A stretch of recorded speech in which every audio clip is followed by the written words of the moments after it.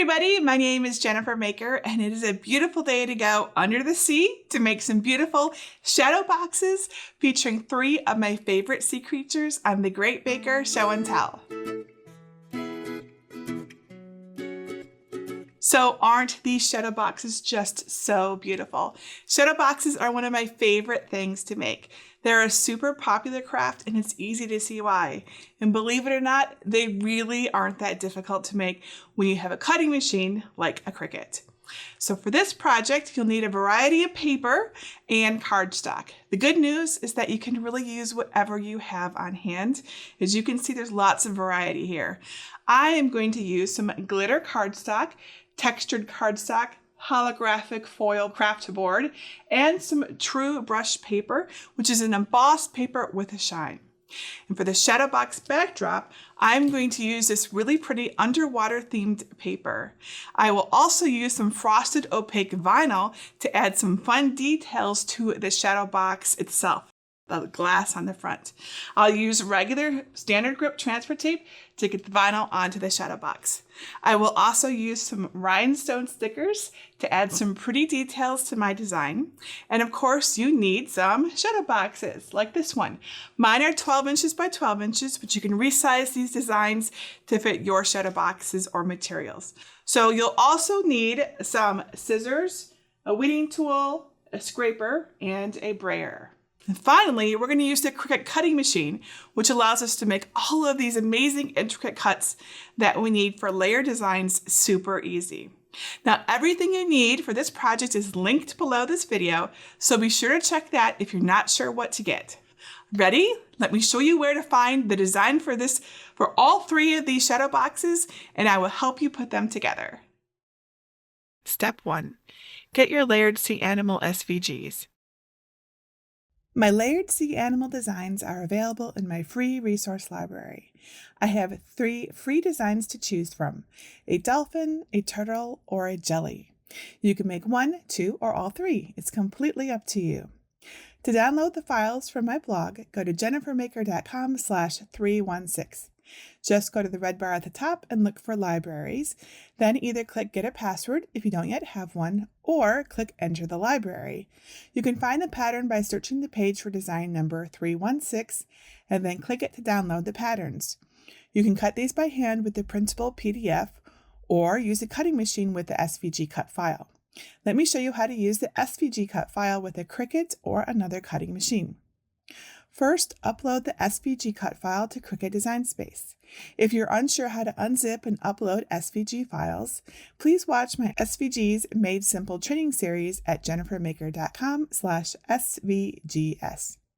Here's what all 3 of my layered sea animal SVG files will look like in Cricut Design Space. My files are each sized to fit a 12-inch by 12-inch shadow box. However, they can be resized to fit any size shadow box or frame. These can also be cut on a Cricut Joy and may be used as a decoration for a greeting card or some other small project, which I think would be super cool. To change the size, click on the design on the canvas and then click and drag the arrow on the bottom right side until everything is the size you want. The maximum width for cutting on a Joy mat is 4 1/4 inch, so be sure to keep your width around or under that size. If you do make the smaller versions, you may want to discard the top layers of the jellyfish and the turtle because they will be too detailed and difficult to use once they are scaled down to cut on your Joy. Step 2. Cut the layered sea animal pieces. For this tutorial, I'm going to show you how to cut and assemble the jellyfish design.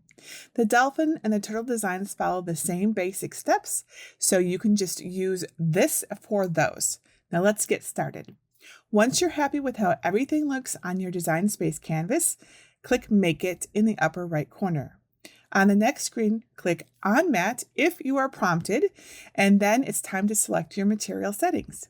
The jellyfish design is 6 layers plus some extras for decoration.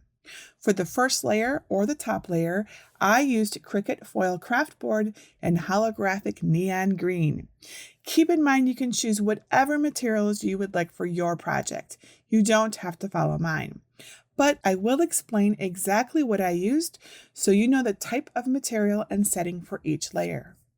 Select Browse All Materials and search for Craft Board and select Foil Craft Board Holographic, then choose More Pressure for a clean cut. I used a brayer to make sure my craft board was firmly adhered to my green standard grip machine mat. Now make sure the fine point blade is loaded in clamp B on your Cricut, and then load your mat into your machine and press the go button.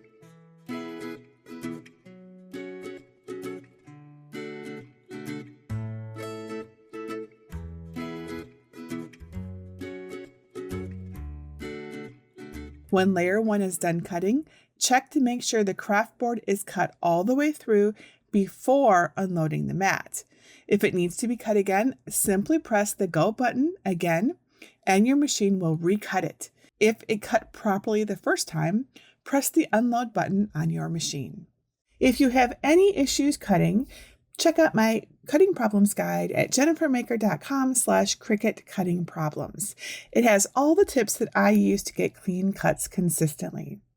Now carefully remove the layer from the mat by flipping the mat and gently pulling it back from the craft board.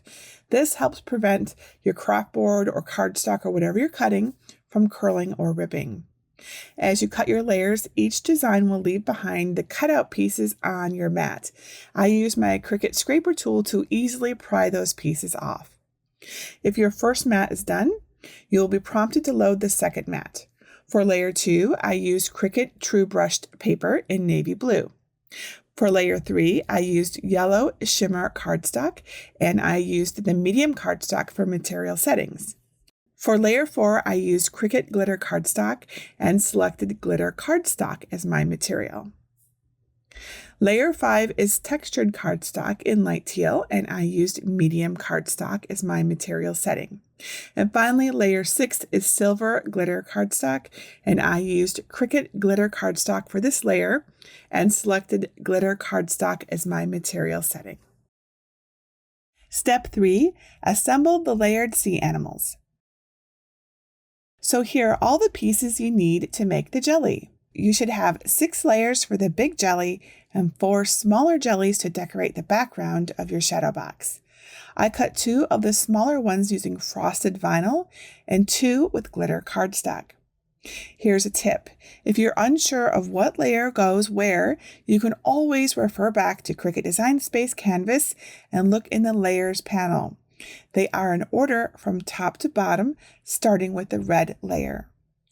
Once you make sure you have all of the pieces, it's time to apply double-sided foam adhesive to the back side of all the layers. I cut down squares of foam adhesive with scissors to fit as needed.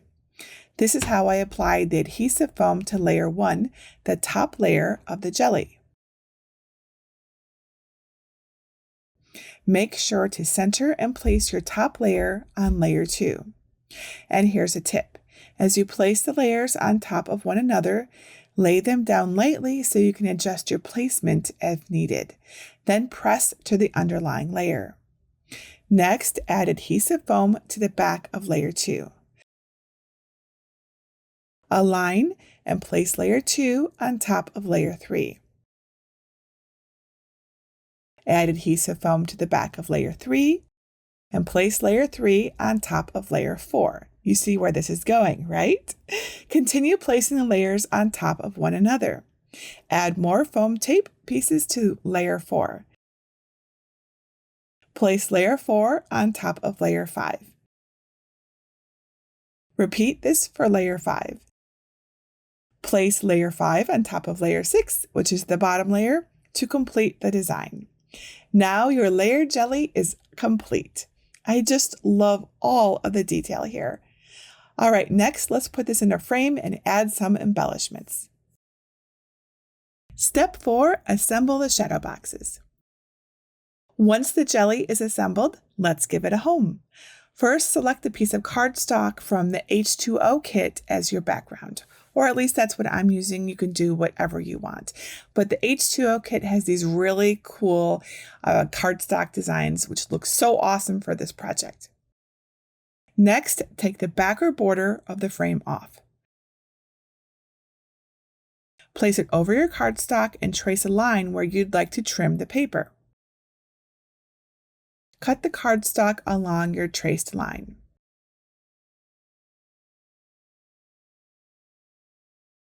Now let's attach our jelly to the background. Add adhesive to the back of your layered jelly. Center the jelly on the background and gently press down.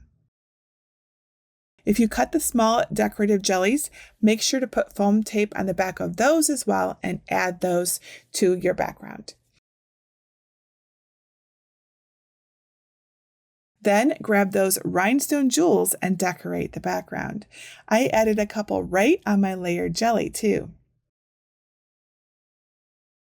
We're almost done. To put our frosted vinyl jellies on the glass of the shadow box, we'll first need to weed them, which means to remove all the extra bits that you don't want to transfer to your glass. After the vinyl is weeded, you need a piece of transfer tape to transfer your jellies to your glass. So cut out a piece of transfer tape that is slightly bigger than your design. Take the backing off of the transfer tape and place it sticky side down on the jelly vinyl decal. Use a scraper tool to burnish the tape onto the vinyl. To do this, start at the center and move outwards so that you don't get any creases and bubbles in your transfer tape. This is my vinyl with the transfer tape applied. Clean the surface of the glass with isopropyl alcohol. This will remove any oil or dirt and get the surface as clean as possible. And it will make a difference in making sure the vinyl decal sticks and stays stuck. We want our decals to stick as well as possible, right? It's no fun putting something on and having it come right off. Assemble the frame and close the tabs on the back. Apply the vinyl to the glass and smooth it down. You may want to use a scraper to help remove any bubbles. Carefully remove the transfer tape, making sure the jelly decal remains stuck on the glass. Repeat this process to attach the second vinyl jelly. Now add a few more jewels to the glass and hang your frame on a wall. Isn't that just so pretty? This is what my frame jelly looks like when it's finished. And here are all 3 of my layered sea animal designs. Simply repeat the same steps as the jelly design to stack the layers for the dolphin and the turtle. I also included some fun vinyl details for both of those that you can apply to the glass as well. I really think these shadow boxes are just so beautiful. I love all of the details. I think they would look really pretty in a bathroom, or you could use them to decorate an underwater themed nursery or bedroom or a beach house. Just imagine all the possibilities. As always, if you have any questions about making shadow boxes or layer designs like this, please leave your question below this video or post over in my crafters group at jennifermaker.com/CricutCrafters. I love to help and see you succeed. And that's it for today. Until next time, this is Jennifer Maker reminding you to craft the life you love.